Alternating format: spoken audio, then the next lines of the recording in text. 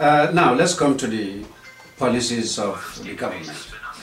The government has borrowed in heavily after year after year. What is the real cost of this attitude to the Gambia in terms of living standard and future development? Well, really the borrowing both domestic and external is really eating a lot, into our budgetary allocations. Funds that would normally be expected to be used for social programs, education, health, and developmental programs, are being used to pay off or to service our external and domestic debts. And of course, this has the effect of having taxes being increased. The very poorly paid person is, government is taking huge chunks of his little earning in order to service these debts. And the overall effect of it is that the living standard of people is going down, and it will continue to go down as long as these funds that are borrowed are not being used judiciously, are not being used to advance and promote the productive sectors of the economy. I mean, I can't imagine how anybody would borrow money, to build, offices, non-productive venture, non-productive area of the economy. I cannot imagine that. I would have expected that you would get funds to better equip those offices rather than wanting to put them, a big edifice for them when the staff are not motivated, when you do not have the necessary equipments for the proper functioning of those offices. Really, I think I'm not saying that government shouldn't borrow, because even the big economies, United States, China, Japan, all these, they borrow. But then it's the judicious use of the borrowed funds that matters. And I do not think that the funds are being judiciously used. Again, let's still come back to this idea of opposition unity. What sort of coalition would UDP accept as an opposition outfit for unity, and what plans are in place to commence this agenda? Well, I do not want to preempt the outcome of any discussion by the executive of the UDP. As I indicated to you earlier, STGDP has forwarded to us a set of proposals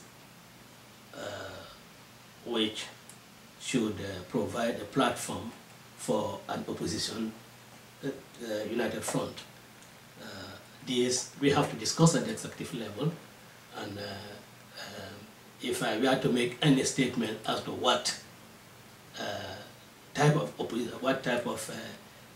united front the UDP would support, I would preempt the outcome of that discussion, and I do not think that would be fair to my colleagues of the executive.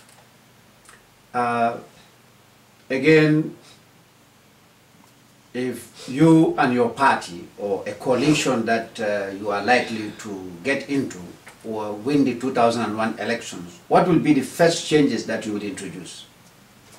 Well, obviously, we would have to immediately embark on constitutional engineering. We have to look at the constitution, and let me say that there are workable and functional provisions in the constitution.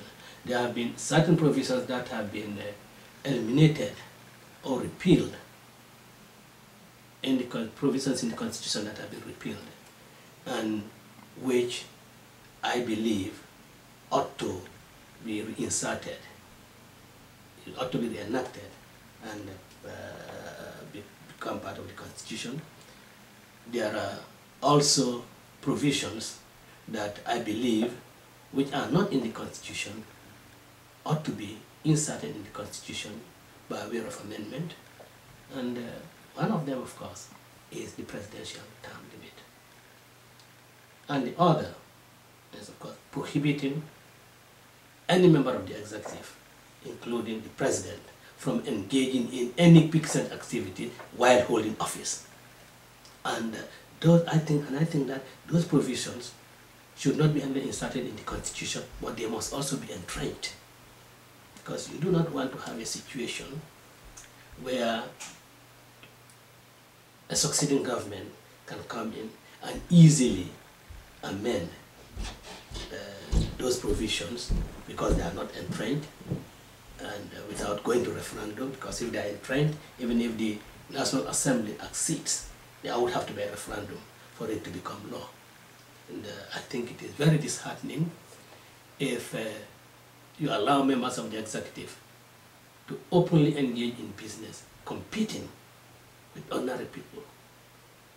And I am not saying that those members of the executive who currently engage in business enjoy privileges that others do not enjoy, but then there is the likelihood of them enjoying privileges and facilities which others in similar businesses will not be enjoying, and that is because of their office.